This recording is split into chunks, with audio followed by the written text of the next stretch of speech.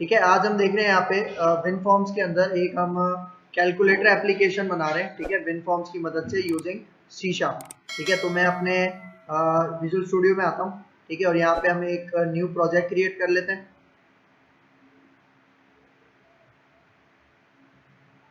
ठीक है, यहाँ पे हम विंडोज फॉर्म्स एप्लीकेशन को सिलेक्ट करते हैं और यहाँ पे फॉर एग्जांपल हम इसका नाम रख लेते हैं।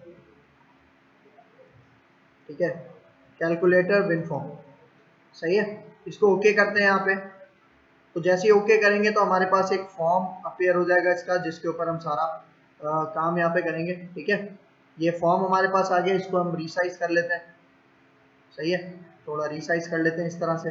अच्छा, अब इसका टूल बॉक्स चाहिए सबसे पहले। ठीक है, अच्छा सबसे पहले एक काम करते हैं हम यहाँ पे ये जो फॉर्म है, ठीक है, इसकी सेटिंग कर लेते हैं। ठीक है, फॉर्म की सेटिंग में हमने बताया था कि अगर मैं अभी इसको रन करूँ, ठीक है, तो ये टॉप लेफ्ट साइड पे शो होगा। ठीक है, मैं चाह रहा हूँ ये देखो टॉप लेफ्ट साइड पे आ रहा है, मैं चाह रहा हूँ बिल्कुल स्क्रीन के सेंटर में शो। ठीक है, तो हम यहाँ पे आते हैं। ठीक है, इस फॉर्म को मैं सिलेक्ट करता हूँ और यहाँ पे हमारे पास एक प्रॉपर्टी होती है इसकी। ठीक है, ये स्टार्ट पोजीशन की प्रॉपर्टी होती है। यहाँ से मैं इसको कर देता हूँ सेंटर स्क्रीन। ठीक है, तो इससे क्या होगा कि जब मैं इसको एप्लीकेशन को रन करूंगा तो जो हमारे पास फॉर्म है बिल्कुल सेंटर में शो होगा। ठीक है, सही है। इस फॉर्म का नाम वगैरह हम सेट कर देते हैं। ठीक है, फॉर्म का भी टेक्स्ट होता है यहाँ पे, हमने पहले डिस्कस किया था।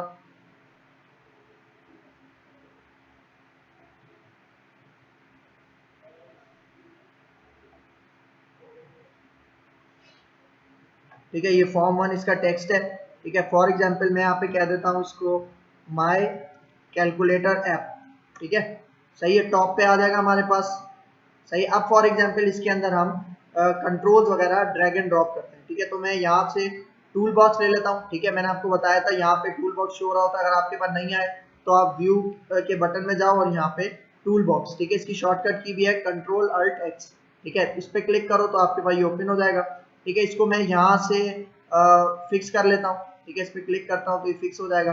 अब यहाँ से मैं अपने कंट्रोल ड्रैग एंड ड्रॉप करता हूँ। ठीक है, सबसे पहले मुझे यहाँ पे चाहिए एक लेबल एज अ हेडिंग।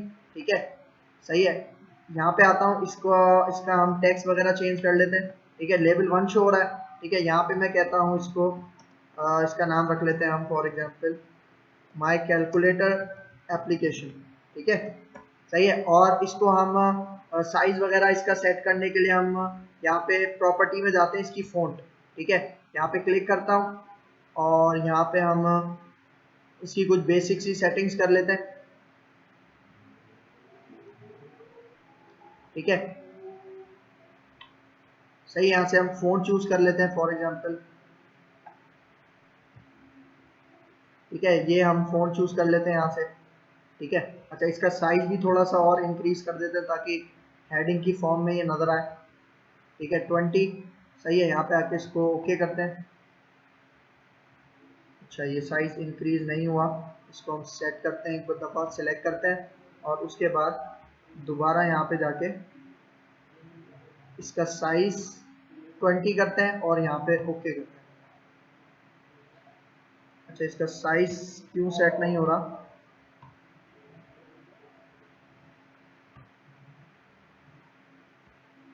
अच्छा, फ़ॉन्ट हमारा सेलेक्ट नहीं हुआ यहाँ पे। ठीक है, इसको सेलेक्ट करते हैं और यहाँ पे अब इसको 22 साइज कर देते हैं, ओके करते हैं। ठीक है, और इसको यहाँ पे सेंटर में डिस्प्ले करवा देते हैं। ठीक है, अब फॉर एग्जांपल आते हैं यहाँ पे हम एक और लेबल ऐड करवाते हैं। ठीक है, और लेबल 2 ऐड करवाऊंगा मैं, और इसके साथ साथ यहाँ पे इसको मैं कॉपी करता हूँ, एक नीचे भी पेस्ट कर देता हूँ। ठीक है, सही है। अब फॉर एग्जांपल यहाँ पे इस लेबल को मैं टेक्स्ट देता हूँ कि एंटर फर्स्ट नंबर। ठीक है, फॉर एग्जांपल यहाँ पे इसकी टेक्स्ट प्रॉपर्टी में आके हम इसकी टेक्स्ट प्रॉपर्टी चेंज कर देते हैं और यहाँ पे कहते हैं एंटर फर्स्ट नंबर। सही है, और अब इसी को मैं लेबल को कॉपी करता हूँ और यहाँ कंट्रोल सी करके कंट्रोल वी करता हूँ।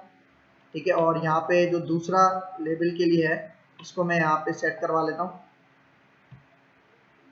ठीक है, ड्रैग एंड ड्रॉप काफी एहतियात से करना है, क्योंकि अगर आप इसके ऊपर डबल क्लिक कर दो ना तो इसका इवेंट जनरेट हो जाता है बैकएंड पे। ठीक है, तो यहाँ पे फॉर एग्जांपल हमारे पास ये आ गया, इसका भी थोड़ा हम साइज वगैरह सेट करवा लेते हैं यहाँ पे फ़ॉन्ट।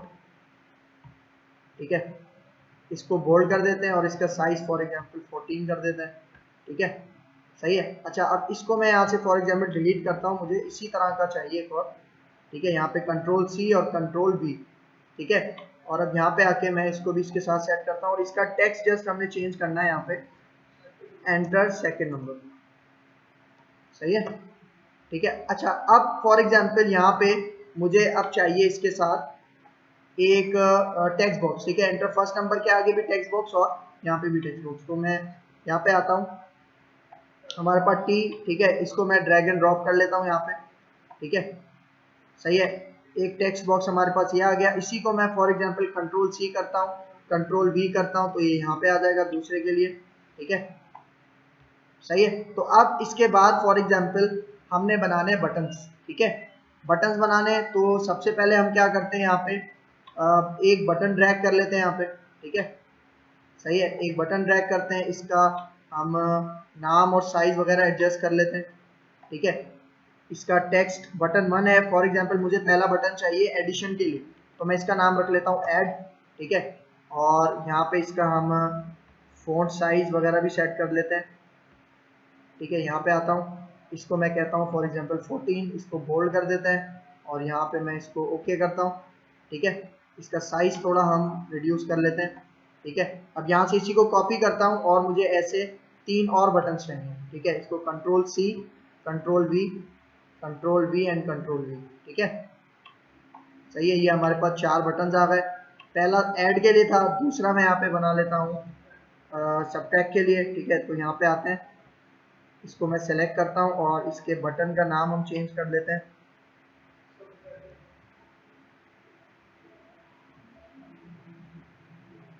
ठीक है। ये अच्छा, ये नेम आ रहा है, इसका टेक्स्ट हमने चेंज करना है, नेम प्रॉपर्टी नहीं, ठीक है, ये यहाँ पे आ रहा है, इसको अब कह देते हैं हम सबट्रैक्ट, सही है। एंटर करता हूँ तो यहाँ पे आ जाएगा, इसको थोड़ा हम वाइडली बड़ा कर लेते हैं, सही है, ठीक है। अब इसी तरह यहाँ पे आते हैं, इसको यहाँ पे सेट करते हैं और अब इसका भी हम टेक्स्ट चेंज करते हैं और इसका टेक्स्ट का नाम हम क्या रखेंगे, फॉर एग्जांपल मल्टीप्लिकेशन, सही है। एंटर करते हैं, यहाँ पे आ जाएगा, इसको भी थोड़ा वाइड कर लेते हैं, सही है। और लास्ट अब आ जाएगा हमारे पास एडिशन के लिए, ठीक है। तो इसको हम सेलेक्ट करते हैं और इसके टेक्स्ट का नाम हम यहाँ पे रख लेते हैं डिवीजन, सही है, ठीक है। और इसको भी मैं थोड़ा सा वाइड कर लेता हूँ, ठीक है, सही है। तो ये सिंपल सा हमने क्या बनाया, एक यूजर इंटरफेस बना लिया, ठीक है, हमारी कैलकुलेटर की एप्लीकेशन का, ठीक है। तो अब यहाँ पे हम एक काम करते हैं कि सबसे पहले हम यहाँ पे ऐड के बटन के ऊपर काम करते हैं। अच्छा देखो, अभी मैंने यहाँ पे ऐड इनकी जो सिर्फ टेक्स्ट प्रॉपर्टी चेंज की, मुझे अगर इनकी नेम प्रॉपर्टी चेंज करनी है, ठीक है, नेम प्रॉपर्टी क्या होती है, जिसके थ्रू हम इस बटन को कॉल करवाते हैं, ठीक है। फॉर एग्जांपल मैं इसको सेलेक्ट करूं और यहाँ पे नेम प्रॉपर्टी होती है, ठीक है, यहाँ पे जाते हैं, इसकी एक नेम प्रॉपर्टी आपको मिलेगी,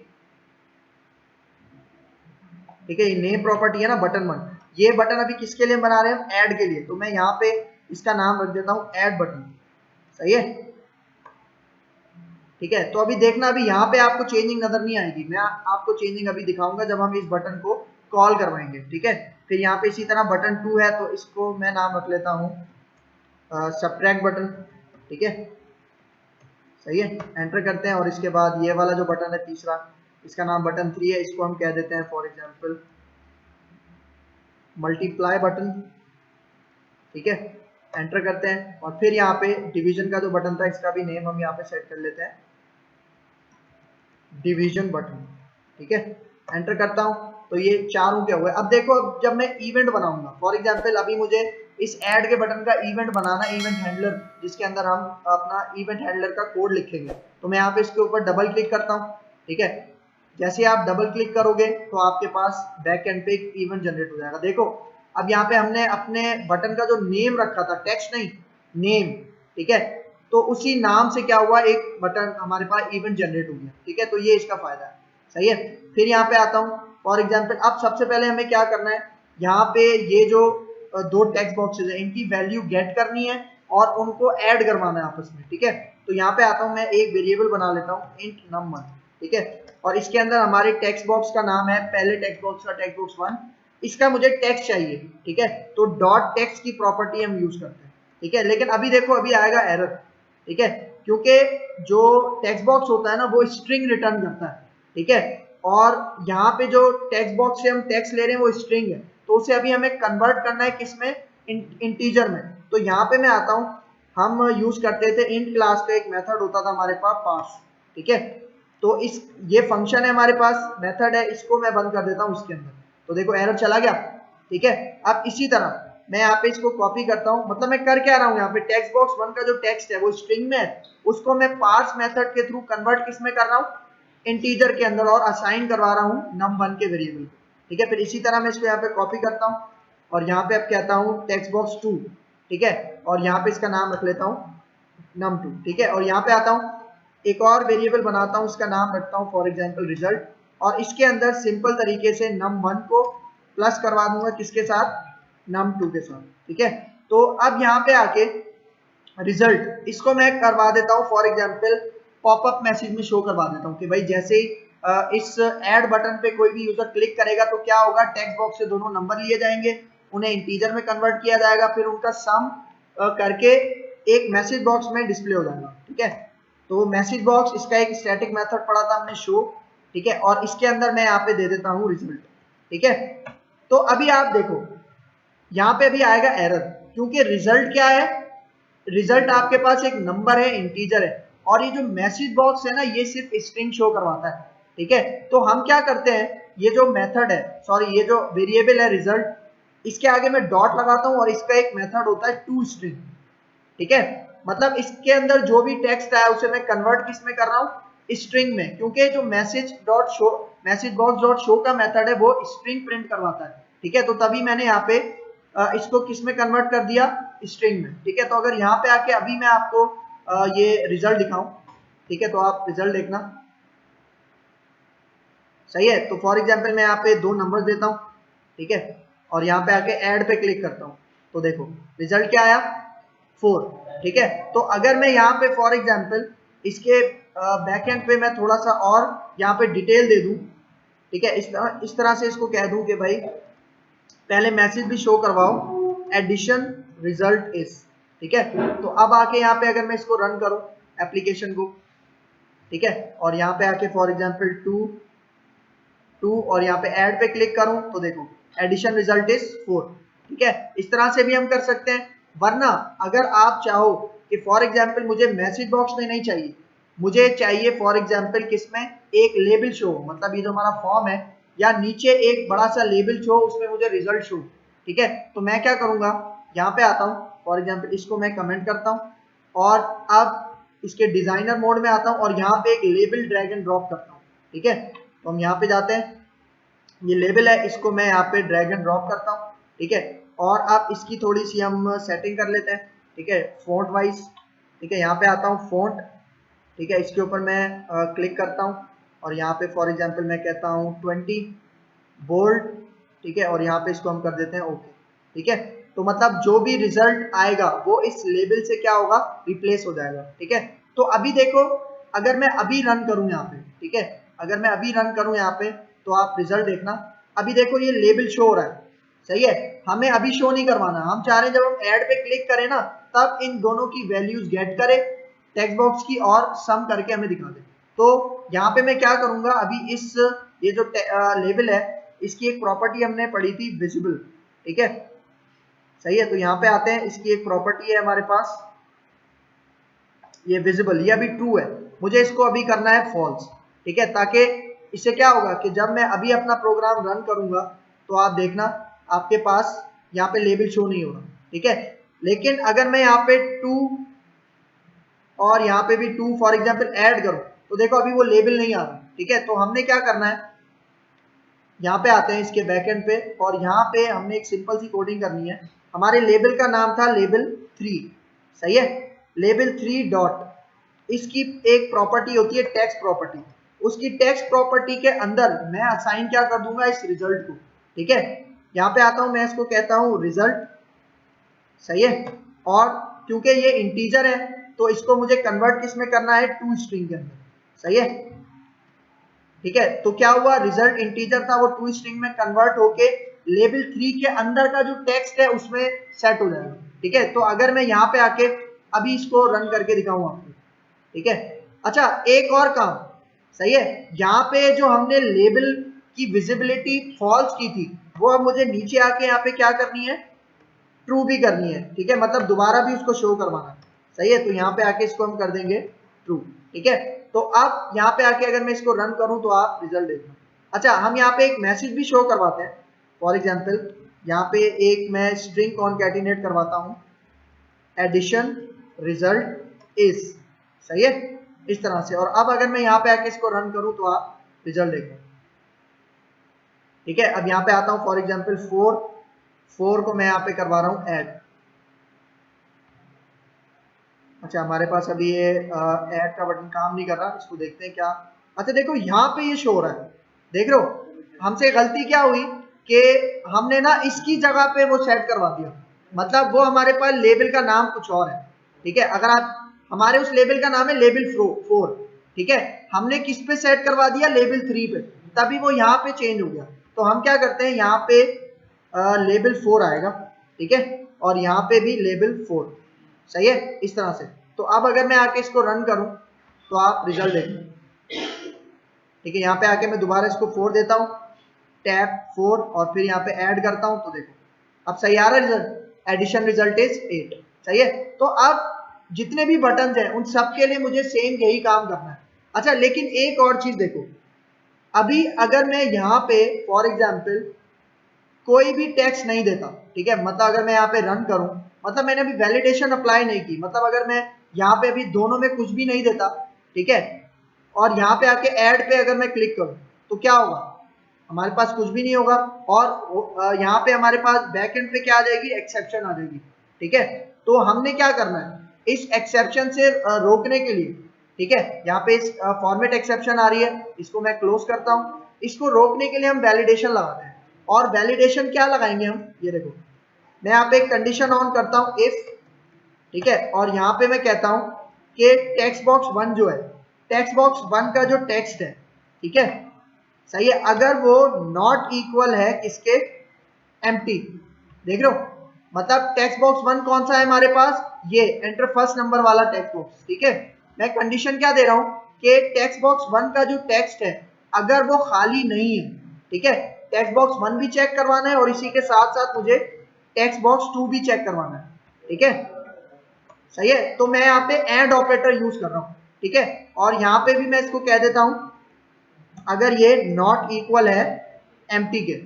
ठीक है, तो आप गौर से देखना यहाँ पे हो क्या रहा है, मैं कह रहा हूं कि अगर टेक्स्ट बॉक्स 1 का जो टेक्स्ट है उसके अंदर अगर वो एम्प्टी नहीं है, और इसी के साथ टेक्स्ट बॉक्स 2 का अगर टेक्स्ट मतलब टेक्स्ट फील्ड एम्प्टी नहीं है, अगर ये दोनों मतलब हमारे पास क्या हो रही हैं, दोनों कंडीशंस अगर ट्रू हो रही हैं, तो क्या हो जाए, हमारे पास ये जो हमने नीचे सारा कोड लिखा है, ठीक है, मैं इसको यहां से कट करके इसके अंदर ले आता हूं।